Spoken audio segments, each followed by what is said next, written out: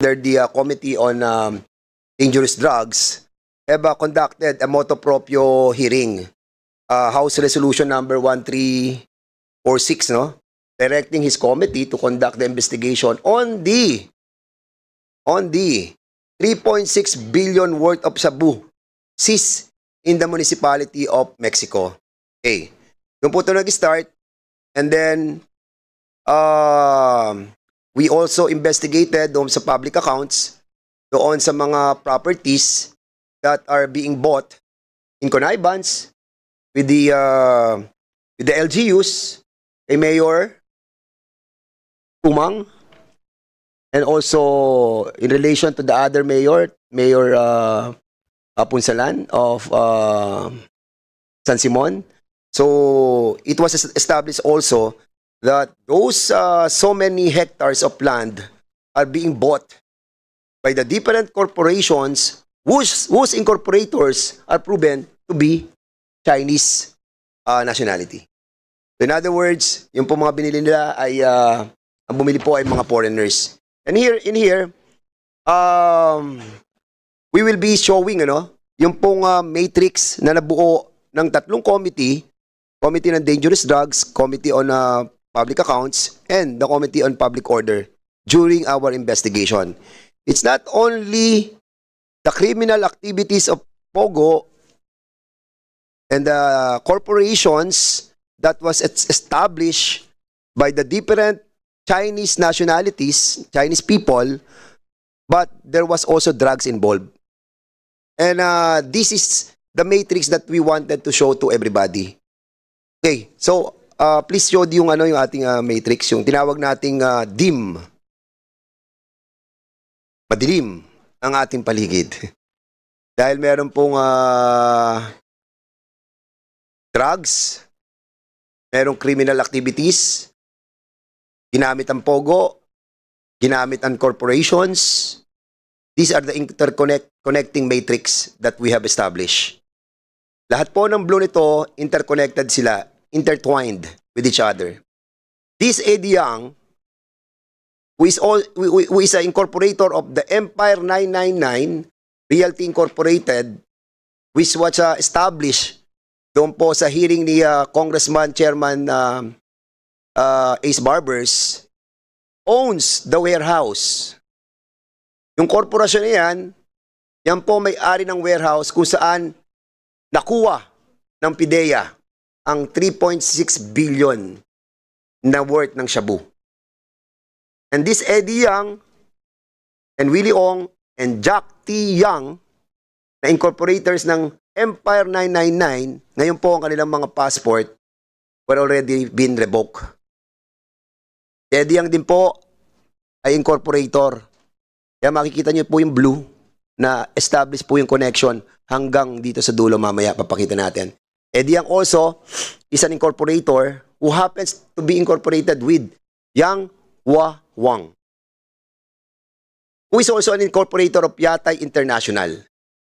Yang Hua Wang, with his wife, Tai Jiru, is connected with the Omni. Si Yang Hua Wang, kasama niyang incorporator si Lincoln Uy Ong, who happens to be an incorporator of Parmali. So yung Parmali po, si Lincoln Uy Ong, kasama niyang incorporator si Gerald Cruz, who is a shareholder of Brick Parts Technologies, a support provider of Sean Wei Technologies, POGO owned by Wei Sean Lim, na involved sa Cavite raid of shabu in 2003. Ang financer sa Parmali is Michael Yang, who happens connected with Lincoln Uy Ong. Pamangkin, yes. Dito po sa ibaba, makikita po natin, baba uli. Ba, hindi. Taas pala. Taas pa, taas pa.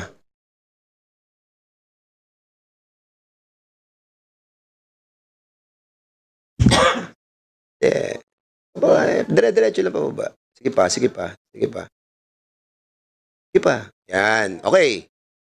Alright. Si A.D. Young, na napatunayan sa Committee on Dangerous Drugs and Public Accounts, na incorporator ng Empire 999, is also an incorporator of Golden Sun 999. At kasama niyang incorporator doon si Rose Nonolin, who is married to Alan Lim, si Wei Xiong Lin. Sila rin ang incorporator ng Poolwind Group of Companies na ang chairman po ay si Michael Yang. Together, now, with the brother, Hong Jiang Yang, the brother of Michael Yang, who is also an incorporator of Piley State Group Corporation. So kasama si Rose Nonolin, kasama si Yang Hong Jiang, na kapatid ni Michael Yang, at si Hong Ming Yang, who we believe that is also Michael Yang. But dito po sa Piley Holding Corporation, sila na naman po magkakasama. Si Rose Nonolin, si Wei Xiong Lin, aka Alan Lim, and Hong Ming Yang, aka Michael Yang. Now, ano ang relasyon nila sa Pogo? Baba po natin. According sa, hindi sa report, but sa kaso na na-file ng ABLAC, AMLA number 00382, noong July 10, 2024, it was established in this case that Alice Go have 36 accounts at meron siyang bank transactions na 29 billion. And according to this case, which is a public document, we were able to get that Hong Jing Yang, the brother of Michael Yang, ika-transaction niya si Alice Go with a 3.3 billion na pumasok po sa account nila. So in other words, may mga umikot na pera sa account ni Alice Go at sa account ng kapatid ni Michael Yang na si Hong Jiang Yang. Now, anong relasyon sa PORAC? Because Cassandra Leong at si Wesley Go, ito, hindi pa natin masyadong establish, but according to the report, sila po ay mag-boyfriend. But, of course, we need to establish more about the relation between Alice Go and the Cassandra Leong with his brother Wesley Go. Now, ang tanong, yung 29 billion na umikot sa pera o sa bank accounts ni Alice Go and sa bank accounts ni Ho Jing Yang, na brother ni Michael Yang, na 3.3 billion, ay hindi po natin alam kung saan ang galing yung perang yon at saan pumuntang transaksyon. Only the AMLAC knows. But in relation to this case that was filed, dito po lumalabas that there are those bank transactions and money na umikot po. And considering that these people is connected with Michael Yang and Eddie Yang, then somehow we can connect the dots. Unfortunately, hanggang dito lang tayo mga kasama sa ngayon. And the instruction to all of us is to ferret out the truth and to find out this linkage of the involvement of drugs. And that's the reason why Chairman Ace Barbers is still here, and Chairman Caraps, and even Chairman Acop, and also Chairman Abante, who happens to be the chairman of the Human Rights, and Chairman Ferrer, because we wanted to find out the truth that drugs is already involved in the operation of Pogo. Because come to think of it, 29 billion, si Alice Go pa lang yun. Mr. Chair. Umikot sa kanyang 36 accounts. Mr. Chair. So what more to the others? Okay, Congressman Gusto ko lang malaman Abante. kung ano ang ginawa ng SEC. Well, SEC. Congressman, Chairman, because yung issue yon was established in the committee of Chairman Paduano. The best person to answer that is Chairman Paduano. Please, Chairman Paduano. Thank you, Mr. Chairman. With regards, maganda na rin po, tinanong ni Chairman Abante, no? But first and foremost, I would just like to clear na hindi naman lahat ng mga pangalan dito is involved, no? Sa drugs ba o pogo. Kaya lang may mga interconnection in different corporations. And of course, yeah, yes, also the giving the due process. Ang problema na kasi dito, most of them are Chinese nationals. Okay? Now, for example, itong link ng Omni, which is an established legitimate corporations involved in supplies, no, in electricity, bulbs and everything, no. Now, the only link to Michael Yang is Lincoln Ong. But of course, Lincoln Ong has already divested doon sa Omni. Okay? Now, but ang diretso ngayon dito is yung Empire 999 at saka Yata Industrial, in which nandito si Willie Ong at saka si Eddie Yang.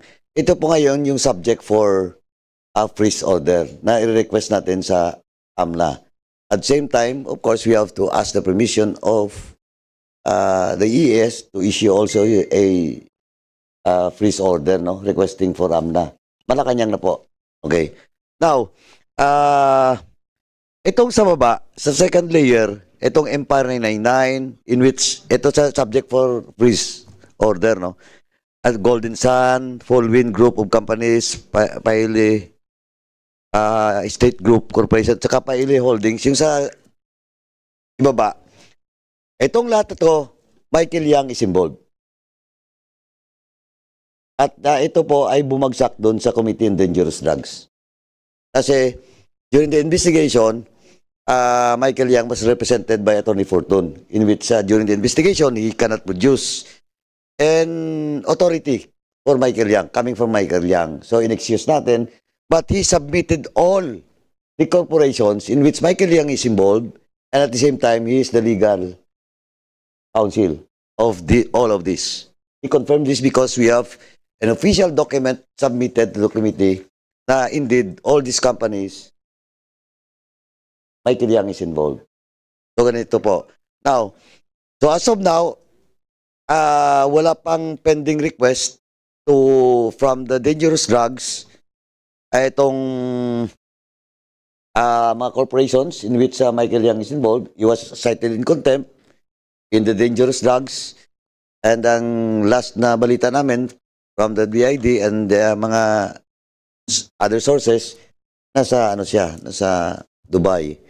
And Eddie Yang also, which is also cited in contempt, and Willie Ong, cited in contempt, is also at large.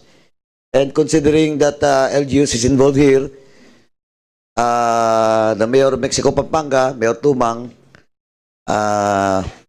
naka-hold departure, pero nakahingi ng ng clearance from Sandigan. And of course, BID issued a clearance also because the Sandigan Bayan has already issued the clearance for travel, but until August 31. And August 31 is today. And just a while ago, we asked BID kung the status of the arrival of Mayor Tumang. Kasi balita, ang first na arrival niya, nung the first travel going out of the country is Qatar. So malapit-lapit sa Dubai yun. And I doubt if Mayor Tumang will go back in the country. Okay? Because he has a pending case, may dalawang dismissal case na, which was affirmed by the CA. Now, so, yun yung status. Ang daming may mga contempt order, ibang mga Chinese nationals. And again, kaya nga sinabi ko kanina sa DFA, sa BID, we have to review the issuance of visa. Sa PSA, it all started with PSA from the local registry. Papuntang PSA, ministerial daw sila, etc. Kaya nagkagulo-gulo ang daming problema natin. From PSA lang, lahat ng mga government IDs, issued IDs, kaya na nilang mag-secure. Kaya yun din yung kay Secretary Roque. Because during this signing of the contract, nandun daw, nagpakita daw ng ACR, saka yung passport and everything. But of course, hindi ko pa, I will ask the Secretary Roque na lang on the next hearing kung yung mga details doon because we want to see kung etong mga to, kasi interconnected na to eh, kasi for example, the property of Empanay, which is also subject to for freezing. Willie Ong may gasoline station. No? Gasoline station doon sa Pampanga. Hindi nga Petron, hindi Petron, yung mga local, no? Pero there is one transaction, of course, from the AMLA, from Isabela, pumasok doon ng pera. Which is around mga 120 million. So, a very small gas station, pinasukan ng pera which is 120 million. So, pati money laundering, they're doing it now. And in fact, there is also a case in Isabela na the Royal Chinese National, of course, PSA na naman, legislation, bumili ng property, nagpatayo lang ng maliit na, hindi pa tapos na warehouse, nag-loan, land bank pa at saka isang private banks, tapos tumakas. So, kaya nga, sabi ko kanina, the question of Dennis Cunanan, nung tinanong ko kung for an executive session, because I believe the issue now, pogo, drugs, buying properties, sanctions with government, falsification of documents, it's all about national security. And most of them involves Chinese nationals. Mr. No? Chair. So, Mr. Chairman, the pending now is, sa question mo, Chairman, balikan ko lang, the pending now is all the companies that was submitted by Attorney Fortune doon sa dangerous drugs, and of course the company in which the brother of Michael Yang, which is Hong Jiang Yang, should be subject to freezing. But as of now, Yes, wala pa po. if I may, because the account of Alice Go, the 36 accounts were already freezed by the AMLAC. And that's the reason why nakita nila yung kay Hong Jing Yang na account ng brother ni Michael Yang, which have a bank transaction of exactly 3.299 billion. And now, ang tanong, ano yung exit and entrance ng pera doon? Now, hindi natin alam yon. Alam yon ng AMLAC. And unfortunately, wala na po yung AMLAC at wala na po tayong oras today. Andiyan na AMLAC? Ay, sir, sorry. Andito po kayo. So, will you confirm this case that you have filed? GR number...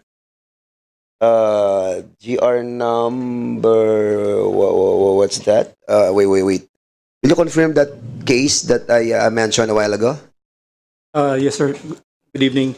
Yes, go ahead. AMLAC does confirm that we have filed the petition to freeze and to inquire. And there was like 36 accounts by Alice Go that was freezed by the court. Around that number, sir. Dapat alam mo yan. 36 accounts with the 29 billion bank transactions kay Alice Go.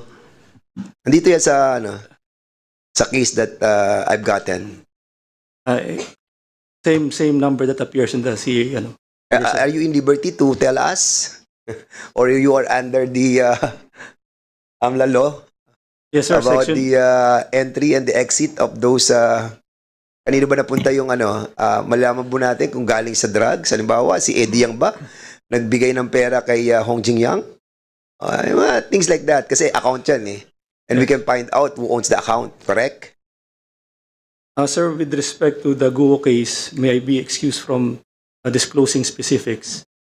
Because under Section 8 of the AMLA, We know. So, Mr. Chair, yes. we could be able to call for executive session. And we will. In the next, probably in the next few days, we'll be asking for a briefing for us to Also, find out the veracity or the yung kasi huge yung problem nito kung galing talaga sa drugs to. We're not saying that it came from drugs, but somehow kung makikita mo yung link that these all mga incorporators nila magkaka-intertwined, then there is something going on in here. And these are only 10 companies that we are talking about. 10 companies with 14 people that interconnected. Kaya nga, nung pinag-aaralan namin ng mga members, so we have decided that we need to do a matrix about this because it just happened from a motu proprio from the dangerous drugs and a hearing on the resolution filed by SDS, and then in the Pogo investigation, we just come out with all this result of the investigation, and we don't know yet, and that's the reason why we need a briefing from AMLAC. Chair, Yes. Congressman Karap has said that Michael Yang is in Dubai, no? There is a rule in Dubai that you could be able to buy a property there and they will give you a permanent visa. So therefore, Michael Yang could stay there permanently because of that. Not only Michael Yang, including his brother, including all of those, because they have money. They could be able to buy a condo, a property in Dubai, and they would be issued a permanent visa. Perhaps we could be able to also connect ourselves with the UAE about that, Mr. Chair. Kaya nga, if this Pogo is being used to hide the money of that coming from drugs, then ang laki po talaga ng problema natin. And basically, kanina po kay kay Chairwoman Andrea Domingo, and failure tayo doon sa audit platform system, di ba? Somehow hindi natin monitor itong ganitong klase ng transaction that we will never find out unless that AMLAC, with the coordination of the different banks, no, can open these transactions. Chairman. Yes, Congressman. Lastly, siguro kung wala na pong last Congressman Chairman, ganito Paduano. po. In line with the manifestation made by Chairman Abante. Chairman, nandito po ang DFA, di ba? DFA, nandito pa ba? DFA? Yeah, DFA. Oo nga, sorry Congressman Paduano, they left already because it's already 6:30. Anyway, Chairman, can we ask, through letter na po, can we ask them, what will be a possible legal remedy, no, on those persons that is now abroad, no, which is a pending Sino tinatanong case? natin? DFA? Yeah, DFA. Yung question of the legal remedy, that's like what we did with the spouses Pangilinan, which is now in the US. Okay, that will be the last Okay. query, no? Isa pa, Chairman. Sige, DFA. And wala wala na pala. Sige, so letter sorry. na lang po. That's why I'm asking for the chair to write a letter na lang po para sa next hearing. At least they have already prepared for that question, no? Now, ang last na lang po, yung question ng sa BID. Now, are you present during the previous last hearing? Ikaw din po ang dumalo dito? You're not. Are you? Mic mo. Plus microphone. Turn on, Your Honor. Ayan. Ayan na. Ayun, okay. I last attended yung first hearing, Your Honor, First but hearing. during the Okay, second, anyway. no. Nasusundan mo na po. Ngayon, Chairman Dan Fernandez, shown the matrix, nandun na po yung list of persons, additional list, no? Now, yung iba kasi doon, may record na ang BID. And some of the records was submitted to my committee sa public accounts, and some records of those Chinese national, some of them claiming to be Filipinos, may record na rin po sinabit ang BID doon sa dangerous drugs. But most of the names sa ngayon ay wala pa po. No, now, BID, will you, Mr. Chairman, can we direct the BID to submit the travel records of all those persons mentioned? And in that travel order, travel records, please specify if they're holding a Chinese passport or Filipino passport. Okay, the BID is now directed to reply with all the documents in the query of Congressman Paduano. Yes, Mr. Chair. Earlier we submitted the names of we submitted the records of some of the names that you asked, Mr. Chair. So we will check if some of those names are not yet on the list that we submitted. Yeah, please. Then, ano na po yung detalye kung they're using Chinese or Filipino passport or other Nilalagay passports? po namin if they use what passport they use to enter or depart from the Tapos country. po, kung kaya po natin, pero sigurado kaya to because during my committee investigation, na-produce po yung, pag sinabi nating travel history, kunin natin po yung the first entry in the country. Aba, okay. At saka yung pinaka-last. Aba. Kasi makikita natin doon in relation to the establishment of POGOs in which kung sino yung involved doon, makikita natin. Diba? Kung kailan sila pumasok dito Okay? sa Pilipinas. Please Yes, Mr. submit it Chair. before the next hearing. Okay po. Thank you. Alright. Thank you, So, Chairman. thank you so much.